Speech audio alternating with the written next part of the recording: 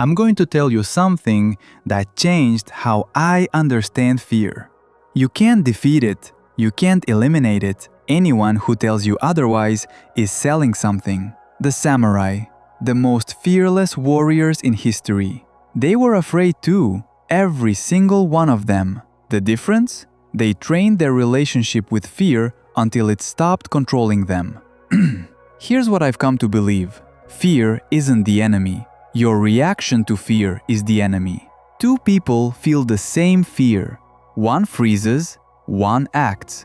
Same emotion, opposite outcomes. The samurai figured out that you don't need to remove fear. You need to act while afraid so many times that action becomes automatic. This is crucial. Let me say it differently. Courage isn't the absence of fear. Courage is repetition. Doing the scary thing so often that your body stops treating it as a threat. The training methods were brutal but brilliant. Samurai would deliberately enter situations that triggered fear, not to overcome the situation, but to practice functioning inside the fear. Sitting under freezing waterfalls, standing in total darkness for hours, meditating in graveyards at midnight surrounded by corpses. Sounds extreme, but here's the logic. Each exposure taught the nervous system something important. This feeling won't kill me. I can feel this and still function. Over hundreds of repetitions, the fear response weakened. Not because they became superhuman, because their baseline shifted. What terrifies you after 0 exposures barely registers after 100. I've tested this in my own life. Small scale. Things that used to make my heart race, difficult conversations, speaking up, taking risks, I started running toward them instead of away. Not because I felt ready, specifically because I didn't. And something strange happened. The fear stopped being a wall. It became a door.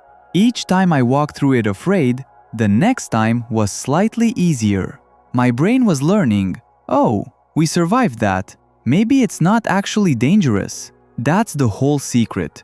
There's no magic, just repetition until your nervous system believes what your mind already knows. But here's where most people mess up. They wait for fear to disappear before acting. That's backwards. That day never comes. The samurai didn't meditate until they felt fearless and then go to battle. They went to battle afraid, again and again, until battle felt familiar. Familiar doesn't trigger the same panic response as unknown. You're not scared of your kitchen. Why? Because you've been there 1,000 times. No unknowns left. The samurai made battlefields into kitchens through repetition, nothing else. Think about your own fear patterns. What are you avoiding because it feels too scary? That avoidance is making it worse. Every time you run, you confirm to your brain, yes, this is dangerous. Good thing we escaped. The fear grows. The avoidance grows. The cage shrinks. Samurai training reversed this. Run toward. Feel the fear. Act anyway. Survive. Repeat. The cage expands, then disappears. I'm not saying become reckless. I'm saying stop worshipping comfort. Stop treating fear like a stop sign when it's actually just information. Your ancestors survived predators, wars, famines.